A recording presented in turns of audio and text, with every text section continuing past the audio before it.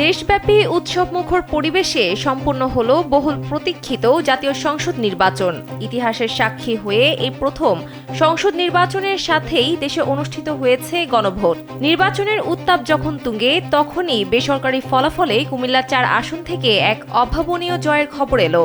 জুলাই অভ্যুত্থানের অকুতোভয় সম্মুখ যোদ্ধা এবং এনসিপির দক্ষিণাঞ্চলীয় মুখ্য সংগঠক হাসনাত আব্দুল্লাহ বিপুল ব্যবধানে এই আসনে জয়লাভ করেছেন। বিজয়ের এই সময়ে দেবিদ্বারের ১১৬টি ভোট কেন্দ্রের সবকটিতেই হাসনাত আব্দুল্লাহর নিরঙ্কুশ আধিপত্য লক্ষ্য করা যায়।